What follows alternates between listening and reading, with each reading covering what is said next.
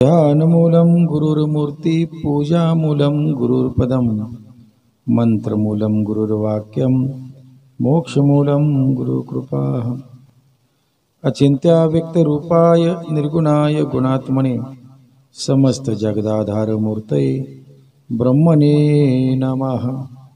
सद्गुरुमाता सुदीक्षा सविंदर हरदेवजी निरंकारी राजमाता गुरुवचन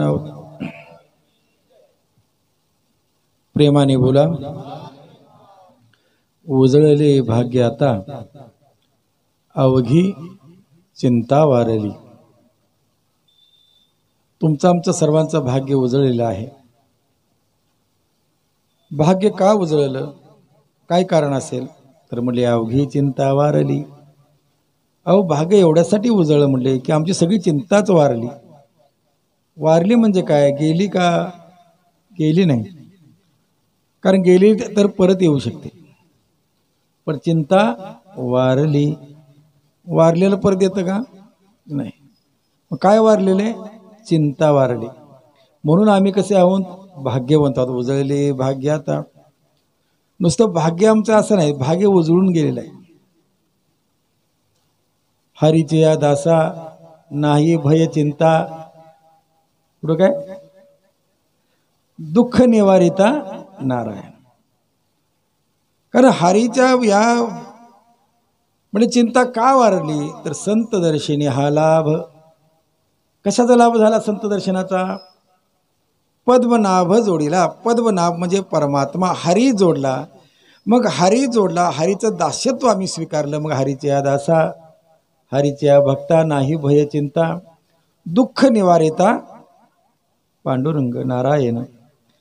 कारण चिंता हरतो मनातील येतो, चिंतामणी हा परमात्मा प्राप्त झाला आणि म्हणून सर्व चिंता निवृत्त। मज वाटे त्यासी आलिंगन द्यावे, कदा न सोडावे चरण त्यांचे। अशा संता चरणावरती नेहमी राहावं असं संत सांगतात।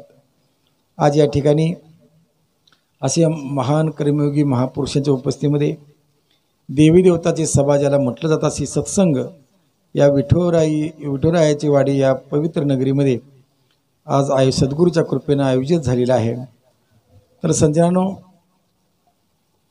आपण सर्व या कार्यक्रमाला उपस्थित आहात। 1.5 तासापासून आपण ऐकत आहात की ब्रह्मज्ञान घ्या, ज्ञान घ्या, आमचं जीवन सुखी झालं तुमचं सुखी होईल, परमात्म्याची प्राप्ती करा, देव एक आहे, तो सर्वांचा आहे, देवाला पाहता येतं, देव दिसतो।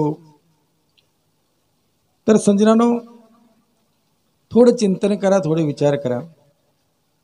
आपण सर्वजण या मनुष्य जन्मामध्ये आलेलो आहोत। भगवंताची अतिशय कृपा झाली आणि आपल्याला मनुष्य जन्म मिळाला। तो कसा मिळाला? सर्व जन्माचे शेवटी मनुष्य जन्म पावे पाटी, यापरी उत्तम कीर्ती म्या रचली नाही। सर्व जन्माच्या शेवटी मनुष्याचा जन्म परमात्म्याने आपल्याला दिला। आता हा मनुष्य जन्म आपल्याला का दिला असेल याचा कधी आपण विचार केला का?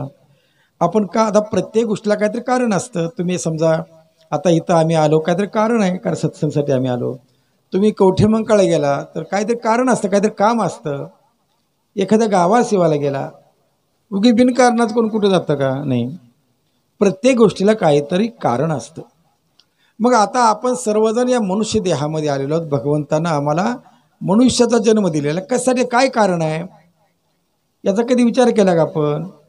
आता ज्ञानेश्वर माऊली भगवद्गीतेच्या ज्ञानेश्वरीच्या 7व्या अध्यायामध्ये असं सांगतात, पाहे पा शरीराच्या गावा, जया लागे आले पांडवा, तो कार्यार्थ वागवा सांडोनिया। इंद्रिय ग्रामीचे राजविधी, अहम ममतेचे या जल्पवादी, विकारांतरांचे मादी मिळविताती। ज्ञानेश्वर महाराज असं म्हणतात, आपण सर्वजण पंच ज्ञानेंद्रिय पंच कर्मेंद्रिय अशा दशेंद्रिय रूपी गावात, कोणतं गाव आहे? दशेंद्रिय रूपी गाव आहे, म्हणजे मनुष्याचं देहरूपी गाव आहे। आम्ही देहगावचे पाटील आहे ना अभंगे। तर आपण हे देहगावामध्ये आलेलो आहोत। पंच ज्ञानेंद्रिय पंच कर्मेंद्रिय असं गाव आहे। मग या गावामध्ये आपण कशासाठी आलो आहोत? हरीची प्राप्ती, भगवंताची प्राप्ती करण्यासाठी आलेलो आहोत. पाहे पा शरीराची या गावा, शरीररूपी गावामध्ये परमात्मा प्राप्तिरूपी कार्यासाठी आपण आलेलो आहोत. आता माझा गोड प्रश्न तुमच्यासाठी आहे. संत निरंकारी मिशनच्या वतीनं हा मी तुम्हाला सांगितली ज्ञानेश्वरीची ओवी. काय सांगितली? या शरीररूपी गावामध्ये परमात्मा प्राप्तिरूपी कार्यासाठी आपण सर्वजण आलेलो आहोत. बरोबर आहे, असं ज्ञानेश्वर माऊलीचं म्हणणं आहे. माऊली असं म्हणतात की ते कार्य सोडून मनुष्य सगळी बाकीचेच कार्य करत बसलेले आहे, असं माऊलीची खंत आहे. पुढं मग आता मला तुम्हाला निरंकारी मिशनच्या वतीनं प्रश्न विचारायचा आहे की ज्या कार्यासाठी भगवंतानं आपल्याला मनुष्य देह दिलेला आहे, परमात्मा प्राप्तिरूपी कार्य, तुम्ही केलं का? तुम्ही परमात्म्याची प्राप्ती केली का? आता तुम्ही असं म्हणाल की परमात्म्याची प्राप्ती होते का? तर मी तुम्हाला पुरावा देतो. एकनाथ महाराज म्हणतात परमात्म्याची प्राप्ती होते. आता तुम्ही म्हणाल कुठे होते? हरिप्राप्ती सोपाय. आता हरिप्राप्ती उपाय पण सांगतो तुम्हाला, आहे की नाही? हरिप्राप्ती सोपाय धरावे संतांचे पाय, तेने साधते साधने तुटती भावाची बंधने, संताविन प्राप्ती नाही ऐसे वेद देती ग्वाही. वेदांचं सुद्धा म्हणणं काय आहे की संताच्या शिवाय हरीची प्राप्ती होणार नाही. म्हणजे पहिला मुद्दा लक्षात घ्या की हरी प्राप्तीसु पाय धरावे संतांचे पाय. तुम्हाला हरीची प्राप्ती व्हायचं वाटत असे संतांचं पाय धरा. एका जनार्दनी संत पूर्ण करतेसे मनोरथ. आणि आपलं मनोरथ काय आहे की हरीची प्राप्ती व्हावी, ते संत पूर्ण करतील. मग तुम्ही अशा संतांच्या चरणावरती आलात का? की तुम्ही ज्यांच्या सहवासात आहात त्यांनी तुम्हाला हरीची प्राप्ती करून दिली का? बरं, हरीची प्राप्ती करण्यासाठी जन्म आहे, दुसरा काहीही उद्देश येणे जन्मे मज ओळखावे. या जन्म आलेला आहात तर माझी ओळख करा. म्हणजे परमात्मा काय म्हणतो? माझी ओळख करा. जैसी का पतिव्रता अनेक धर्म नेणे सर्वता, सर्वतदान करता एका पतीचे कारणे. जशी एखादी पतिव्रता असते ती ती स्वयंपाक करत असो किंवा सासू सेवा करते, दीर भाऊची सेवा करते, करता तिच्या मनामध्ये चिंतनामध्ये फक्त पती असतो. जैसी का पतिव्रता अनेक धर्म नेणे सर्वता, सर्व व्रतदान करता एका पतीचे कारण. ती एका पतीसाठी पतीला सर्वस्व अर्पण करत असते. तिच्या ध्यानीमनी चिंतनामध्ये एकच पती असतो. त्याच पद्धतीनं भगवंत म्हणतात की तुम्ही संसार करत असताना माझ्याशी एकनिष्ठ राहा, माझी प्राप्ती करा. आता भगवद्गीतेतला तुम्हाला 66 क्रमांक श्लोक सांगतो 18व्या अध्यायाचा. प्रेमाने बोला. तर परमात्म्याची प्राप्ती, हरिप्राप्ती सुपाय धरावे संतांचे पाय, परमात्म्याची प्राप्ती होत असते. देवाला पाहता येतं, देव दिसतो. आता देव दिसतो, किती जणांना पटतंय? म्हणजे आम्हाला पटतच नाही. पण हरी पटत काय म्हटलं?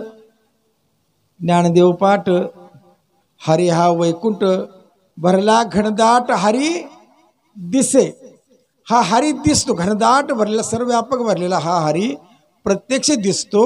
मग या परमात्म्याची प्राप्ती सद्गुरूच्या चरणावरती आल्याच्या नंतर प्रत्यक्ष परमात्म्याची प्राप्ती करता येते. तद्विद्वी प्रणिपातेन परिप्रश्नेने सेवया उपदेश शांतीते ज्ञानम ज्ञानी नतवर्षनाहा. तुम्ही सद्गुरू चरणावरती या, एक नतमस्तक व्हा, श्रद्धेचा नमस्कार करा आणि मग काय करा? तुम्ही त्या परमात्म्याची उपदेश शांती दे ज्ञानम, परमात्म्याचं ज्ञान प्राप्त होईल, परमात्म्याची प्राप्ती करून जावा. आपण जर प्राप्ती नाही केली तर ज्ञानेश्वर माऊली असं सांगतात की म्हणले शरीरूपी गावामध्ये आला, पंच ज्ञानेंद्रिय पंच कर्मेंद्रिय गावाच्या राजमार्गावरती चौकामध्ये माणूस उभा आहे. इंद्रिय ग्रामीचे राजविधी, अहम ममतेच्या जल्पवादी. आणि अहम ममतेची म्हणजे बडबड करत बसलेला आहे. हे माझ्यामुळं झालं, मी आहे म्हणून चाललंय, मी जर नसतो तर काही खरं नव्हतं. माता बहिणी सुद्धा म्हणतात मी आहे म्हणून, माझ्यामुळं दुसरी कोणी असती तर पुरुषांचं कसं हे गाडा वडायचं बाबा दुसऱ्याचं काम नव्हं. मी म्हणूनच प्रत्येक माणसाला असं वाटतं हे माझ्यामुळे होतंय, अहममतीची बडबड करतोय. आणि मग म्हटले म्हणून दुःख सुखाचे खाई मारल्याची सेची नाही तयाचे कारण काही वरी ग्रासले माया. म्हणजे याचं कारण काय म्हणजे अनेक दुःख सुखाचे घाव त्यांच्यावर मारले, केस सफेद केली पहिल्यांदा, लगेच दुसऱ्या दिवशी क्लब करून आलं, डोळ्याला दिसायचं कमी केलं, लगेच अगदी ऑपरेशन केलं, पडदा काढला नाही का, मोतीबिंदूचा पडदा काढला आणि पुन्हा चष्मा घातला, पहिल्या रस्त्यानं चालू लागलं पुन्हा. म्हणजे अनेक दुःख सुखाचे घाव मारले. आज तरी जागा होईल, उद्या तर जागेल, माणसं जागे व्हायला तयार नाहीत. एक लक्षात घ्या, परमात्म्याची प्राप्ती होते, परमात्मा दिसतो, देवाला पाहिल्याशिवाय भक्तीला सुरुवात देखील होत नाही. तुम्हाला एखाद्या गोष्टीचा राग आला तरी येऊ द्यात, पण एक असलं गोष्ट लक्षात ठेवा, सद्गुरु बाबा हरदेव सिंगजी महाराज म्हणायचे, ब्रह्म ज्ञान से ही भक्ती का आरंभ होता है. ब्रह्मज्ञानानेच भक्तीला सुरुवात होते. तुम्ही ब्रह्मज्ञान प्राप्त केले का नाही, तुमच्या भक्तीला सुरुवात देखील नाही. तुमचं किती वय आहे, तुम्हाला किती शास्त्राचा अभ्यास आहे, ज्ञानेश्वरी सारखे ग्रंथ मुखोद्गत आहेत, भगवद्गीते तुकाराम गाथेचे ग्रंथ मुखोद्गत आहेत, काहीही असो, तुम्ही ब्रह्मज्ञान प्राप्त केले का नाही ना, तुमच्या भक्तीला सुरुवात सुद्धा नाही. आता तुम्ही म्हणाल असं कसं, असं आता एक सांगा, तुम्ही मला उत्तर द्या. भक्ती करायला काय लागतं, काय लागतं, नारळ.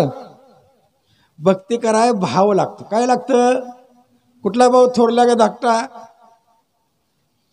भक्ती कराय काय लागतं बघ, हरिपटत आहे की नाही, भावावी न भक्ती भक्तीवी न मुक्ती बळेवी न शक्ती बोलू नये. भक्ती कराय भाव लागतो, भाव. भक्ती कराय काय लागतो, म्हणजे भाव नसेल तर भक्ती होणार का, भाव नसेल तर भक्ती होणार का नाही, नक्की. भावावी न भक्ती भक्तीवी न मुक्ती, भाव नसेल तर भक्ती होणार नाही असं ज्ञानेश्वर माऊली सांगतात. भक्ती नसेल तर मुक्ती मिळणार नाही असं माऊली सांगतात. जसे की अंगात ताकद नाही आणि शक्तीच्या गोष्टी करण्यासारखं होईल, भाव नसेल तर भक्ती केल्यासारखं.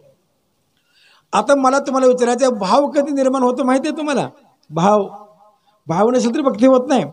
भाव कधी निर्माण होतो बघा, ज्या बाबाजीने उदाहरण सांगितलं, ज्या मातेनं मुलाला जन्म दिला, ज्या एखाद्या स्त्रीनं मातेनं मुलाला जन्म दिला तर तिच्यामध्ये वात्सल्य आपोआप निर्माण होतं.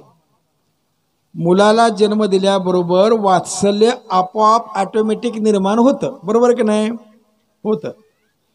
तसं देव पाहिलाय की भाव आपोआप निर्माण होतो.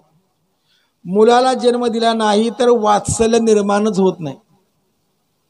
मग सगळ्या जगाच्या मुलावरती प्रेम आपण करतोच की, लहान बाळ समजा एखादा आहे, कोणाचं पण असू द्या, गोंडस देखणं गोरपान दिसतंय, सगळ्याला आवडतं, त्याला गालाला चिमटासे घेतात, किती छान आहे, गोड आहे असं म्हणून त्याला डोक्यावर हात फिरवताना त्याने दिले, एक माग सरून दिली कानाखाली त्या बाळानं आणि 2 शिव्या दिल्या, तर काय करतो आपण, काय आहे का बाळानं काय आहे का, तसं म्हणून सोडून निघून जातो, बरोबर, एवढंच करतो.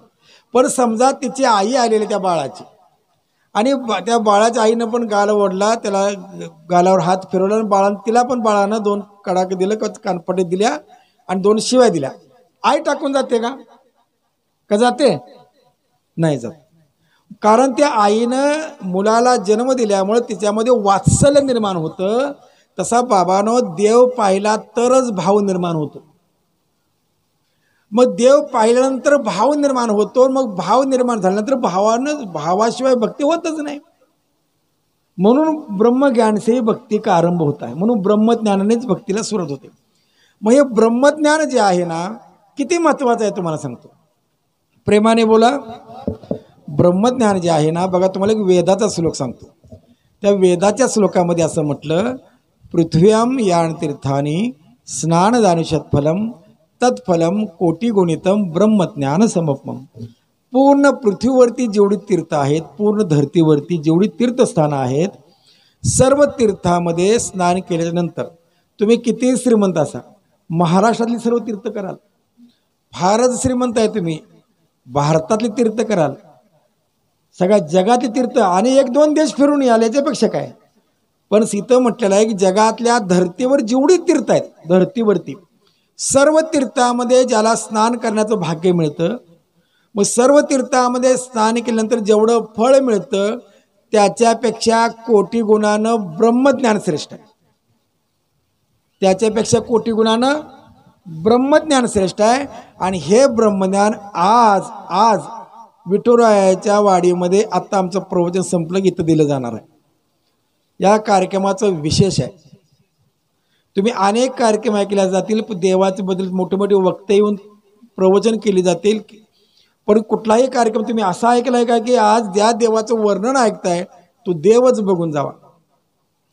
देव दिसतो, देवाला पाहता येतं, आणि देव पाहिल्याशिवाय भक्तीला सुरुवात होत नाही. जसं की लग्न झाल्याशिवाय संसार सुरू होत नाही. एखाद्या माणसाचं वय समजा 45 वर्ष वय, मी एक नांदेड भागात गेलो तेव्हा एक 45 वर्षात 40-45 सदगृष्ट भेटले. मग गप्पा रंगल्यानंतर सांगत होते हे समोरची बिल्डिंग ना एक जवळजवळ 1-1.25 कोटी रुपयाची आपलीच आहे म्हटले. पलीकडे 10 एकर ऊस आहे, इथनं पलीकडे की नाही असं थोडं गेला तर 10 एकर एका जागेत तळावर ऊस आहे आपला, 3-4 एकर द्राक्षाची बाग आहे. बँकेत एक आता लय सांगत नाही, ठेवता येत नाहीत पैसे बँकेत, परंतु साहेबच म्हणजे आता ठेवू नका बँकेत, तुम्हाला हे लागेल म्हटले, काय इन्कम टॅक्स व्याप लागेल पाठीमागून, पैसे भरपूर आहेत म्हणजे आपलं. मग सगळं झालं म्हटलं तर काय विचारावं, वय बघून विचारायला पाहिजे. मी सहज आपलं म्हटलं बरं सगळं ठीक आहे, संसार कसा चाललाय तुमचा सांगा बरं, चाललाय ना. तसं म्हटल्यानंतर एवढं आनंदानं मोठं तोंड करून सांगणाऱ्या माणसानं चिमणी एवढं बारकं तोंड केलं आणि शांत बसला. मला वाटलं माझं काय चुकलं, मी विचार करतोय. मी म्हटलं काय संसार कसा चालला, एवढं दादा विचारलं, माझं काय चुकलं, नाराज काय झालाय. तर ते म्हटले महाराज माझं लग्नच झालं नाही. आता तुमच्या लक्षात आलंय का, 1.25 कोटी रुपयाचा बंगला आहे, 10 एकर ऊस आहे, 3 एकर द्राक्षाची बाग आहे, बँकेत पैसे किती ठेवायचे प्रश्न पडलेला आहे, लाखो करोड रुपयाचं रोजचा महिन्याचा टर्नओव्हर आहे, सगळं आहे, तरी पण संसार सुरू नाही. का नाही संसार सुरू? जैसा कांते विन करणे संसार, तैसा हा व्यापार साधनांचा. नामदेव महाराज म्हणजे जसा पत्नी नाही तर संसार सुरू होणार नाही, तसा बाबांनो तुमच्या जीवनामध्ये देवच नाही, तुम्ही देवाचीच प्राप्ती केली नाही, तुमचा संसार, तुमची भक्ती सुरू होणारच नाही. आता तुम्हाला प्रश्न पडला असेल, असला कसला देव आहे तुमचा, कुठनं नवीन आणला का काय? काही नवीन नाही, काही नाही, फक्त तुम्ही त्याच्यापासून लांब आहात. आता देव कसा आहे तुम्हाला सांगतो, सोपं सांगतो. हरिपाठ ऐकलं नाही तुम्ही नेहमी, प्रेमाने बोला. हरिपाठात एक वर्ण आलं, एक वचन आहे, काय आहे? अव्यक्त निराकार नाही जया. ऐकलंय की नाही कधी? अव्यक्त निराकार नाही जया आकार, जे थोनी चराचर हरिसी भजे. याचा काय अर्थ आहे माहिती तुम्हाला? आता हरिपाठात तर वाक्य आहे ना सगळं ज्ञानेश्वर माऊलींचं. ज्ञानेश्वर माऊली आणि तुकोबराय म्हणजे आपला जीव की प्राण आहे की नाही? ज्ञानेश्वर महाराजांचं, तुकाराम महाराजांचं जर असेल तर आम्हाला ऐकलंच पाहिजे की नाही ऐकणार?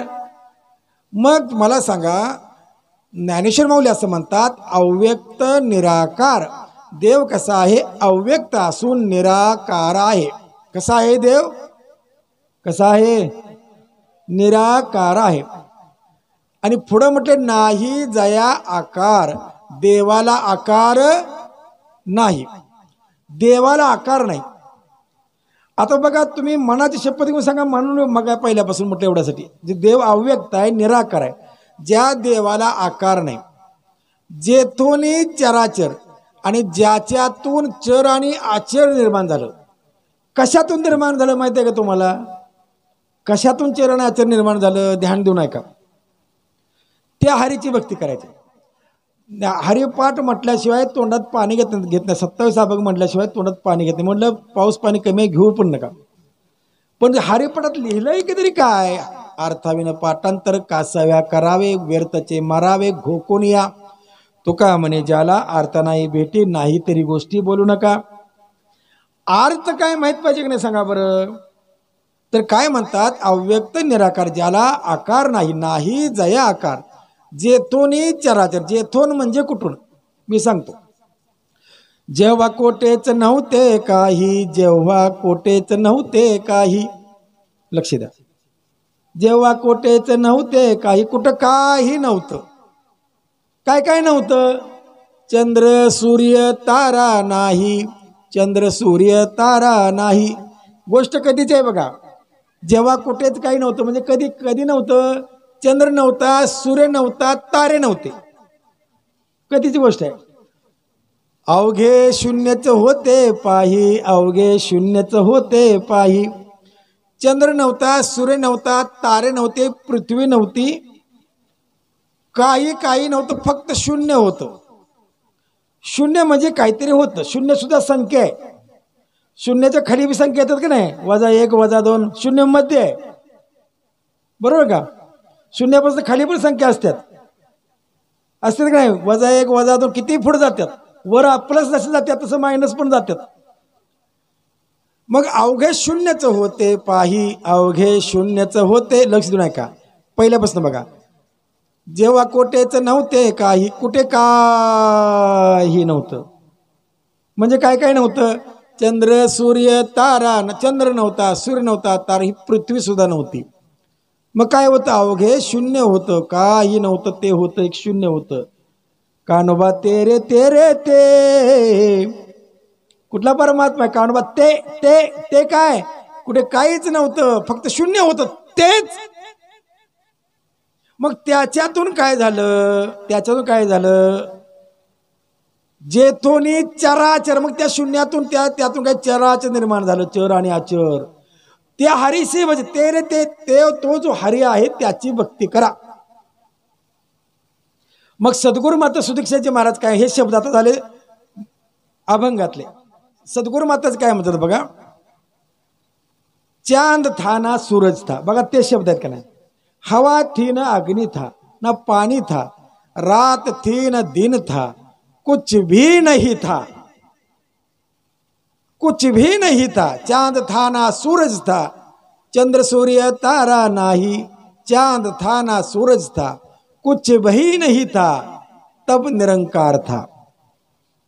उस निरंकार के साथ सदगुरु हमें जोड़ रहा है. बघा ना, मग कुठे काहीच नव्हतं तेव्हा फक्त निराकार परमात्मा होता.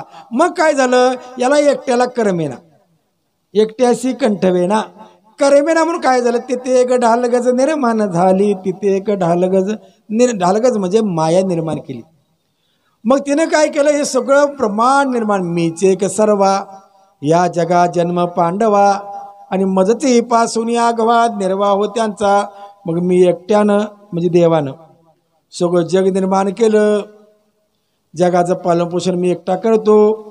जग नष्ट झालं तरी माझ्यामध्ये विलीन होतं. असा मी निर्माण करता जो आहे, करता आहे. कल्लोळ माळा अनेगा, जन्मजळीची पैगा, तया श्रवी तरंगा जीवन ही जळ. मग म्हटलं तुम्ही कसं निर्माण केलं तर आम्हाला समजून सांगा. तर माऊली दृष्टांत काय छान देतात बघा. कल्लोळ माळा अनेगा म्हटले पाण्याची लाट. बघितलं तुम्ही पाण्याची लाट कुठं तयार होते? झाडावर. कुठं होते? झाडावर. तुम्हाला जेवण मिळायचं नाही आज. पाण्याची लाट कुठं तयार होते? पाण्यात. पाण्याची लाट पाण्यात तयार होते. कोण? पाण्यात तयार होते. वाऱ्याच्या सहवासात आले की पाण्याचे तरंग होत पाण्याची लाट निर्माण होते. पाण्यातून लाट निर्माण झाली. बरं, जन्म कुठून झाला लाटेचा? पाण्यातून. बघा, लक्ष देऊन ऐका. आता लाटेमध्ये काय आहे? काय आहे का? असू द्या काहीतरी. बघा, लाटेचा जन्म कुठं झाला? मोठ्यानं बोला. पाण्यातून. लाटेमध्ये काय आहे? पाणी. लाटेला आधार कोणाचा? पाण्याचा. लाट संपली, कुठं जाणार? लाट खरी का पाणी खरं? लहरे तो क्षणभंगुर होते, समुद्र हमेशा बरकरार रहते, बाबाजी म्हणतात का? मग आता मला सांगा, तसा परमात्मा एकटा होता, कुठे काहीच नव्हतं, फक्त कुछ भी नाही था, कुठे काहीच नव्हते तेव्हाचे ब्रह्म.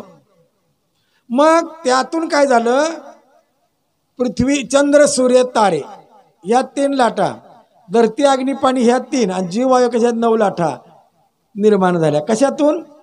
या परमात्म्यातून, देवातून.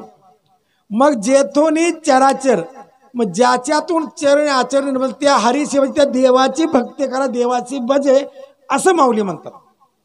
मग तो देव तुम्ही पाहिला का? त्या देवाची ओळख केली का? आहे आहे म्हणता पाहण्या गेलो.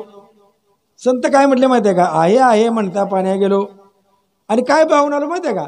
काही नाही ते पाहून आलो. प्रेमाने बोला. परमार्थ कराय पुरुषार्थ पाहिजे, धाडस पाहिजे, हिम्मत पाहिजे. बे के बे बेदुने 8, बेदुने 4. बघा, हिंदी मधला मास्तर असू देत, मराठी असू देत, ना फॉरेनचा ना इंग्लिश शिकवणारा, बाबा इंग्लिश मध्ये सांग पण 4च म्हण. 3.5 आणि 5 म्हटलं आम्ही ऐकून घेणार. तसं सत्य आहे का? तर सत्यच आहे. देव दिसतो का? दिसतो. पाहता येतो का? पाहता येतो. दाखवता येतो का? तर दाखवता येतो. तो का म्हणे, देव दाखविल्या दृष्टी तया असे भेटी थोर पुण्य. देव दाखवणाऱ्याची तुमची भेट होणं एवढं तुमचं पुण्य आहे का? तर आहे. कधी दाखवणार आहे? आज. आता आमचं प्रवचन झालं, इथं स्टेजच्या पाठीमाग कुठं तरी सत्संग चालते विठुरायाच्या वाडीमध्ये. इथं भवन आहे छोटस, त्या भवन मध्ये व्यवस्था केलेली आहे. जेवायच्या अगोदर तिकडेच. एक लक्षात घ्या, देव पाहिल्याशिवाय, समजा आपला मृत्यू झाला, तुम्ही हलक्यात घेऊ नका. तुम्ही असं ह्यांचं कुठं आहे का नाही बघणार, उद्या यम अडवणार. उद्या म्हणजे गेल्यावर. बरं, जाणार नाही असं आहे काय? कीर्तनकारांनी सांगितलं, कीर्तनात मध्येच सांगितलं, या गावची सगळी माणसं आणि 7 दिवसात मरणार आहेत. माझं कधी खोटं होत नाही. सगळी माणसं 7 दिवसात मरणार आहेत. असं म्हटलं, सगळीच रडायला लागली. सगळेच रडायला लागल्यानंतर एक जण म्हटला, आता तरी साखरपुडा झालाय, लग्न ठरत नव्हतं, 32 झालं. आता साखरपुडा झाला, लग्न 3 महिन्यानं, हे तर बाबा म्हणते 7 दिवसात मरणार. एक म्हटले, आता शेजारची 2 एकर विकत घेतली, म्हटले 30 वर्षापासून डोळा ठेवला होता. किती वर्षापासून? त्याने एकावीने मी घ्यावी. काय माणसाचं लक्षण तरी बघा. मी म्हटलं, कसं काय घेतो? 30 वर्षापासून आपला डोळा होता, कधी ऐकतोय? चांगला डोळा होता बाबा. म्हटलं त्याचं चांगलं व्हावं, एकूणही असं असं एकायला लागलं, ठीक आहे. ते कधी ऐकतोय आणि एकायला भाग पाडाय सुद्धा महाराज मीच आहे म्हटले. कधी ऐकतोय कधी घेतोय. मग प्रत्येक गोष्टीमध्ये माणसाचं अशी परिस्थिती आहे. प्रत्येक गोष्टी कधी ऐकतोय, तो कधी ऐकतोय आणि मी कधी घेतोय. आणि परंतु परमार्थ करायला मात्र पाठीक माणूस आहे. प्रपंच करायची रात्रंदिनीशी हरिसीने बजसी कवण्या गुणे. प्रपंच करायला ओव्हर टाइम करशील, ओव्हरटेक करशील, पण भगवंताची प्राप्ती करायला, भगवंताला जाणायला, त्याच्याशी नातं जोडायला मात्र हा विसरतोय, त्याच्यापासून दूर जातोय. सावध व्हा, जागे व्हा. परमात्मा दिसतो, परमात्म्याला पाहता येतं. कुठलाही ग्रंथ तुम्ही काढून बघा, देव पाहिल्याशिवाय भक्तीला सुरुवात होत नाही. आणि देवाचं वर्णन तुम्ही आज ऐकलं की अव्यक्त निराकार, नाही जयाकार, ज्याच्यातून चर आणि आचर निर्माण होतं. मी नेहमी काही श्लोक सांगतो, त्यातले 1-2 श्लोक सांगतो. स्कंद पुराणाचे श्लोक आहेत. यशांतम नादिमध्यम न हि करचरणम नाम गोत्रम न सूत्रम नो जातिर्ने वर्णोन भवती पुरुषो नपुसम नच स्त्री नाकारम नो विकारम न हि जनिमरणम नास्ति पुण्यम न पापम नो तत्वम तत्वमेकम सहज समरसम. बाबानो, देवाचं वर्णन असं, देव यशांत, देवाला अंत नाही. म्हणून म्हटलं पहिल्यांदाच कडक बोलू, मनाची शपथ घेऊन सांगा, ज्याला अंत नाही असा देव तुम्हाला माहित आहे का? यशांतम. पुढे आहे का? ना आदी ना मध्यम. देवाला प्रारंभ नाही, देवाला मध्य नाही, देवाला अंत नाही, असा देव तुम्हाला माहित आहे का? तो देव आज दाखवला जाणार आहे. न ही करचरणम. देवाला हात नाहीत, देवाला पाय नाहीत, असा देव तुम्ही पाहिलाय का? म्हणजे असा कुठं देव असतोय हात पाय नसलेला? असाच असतो, दुसरा देवच नाही.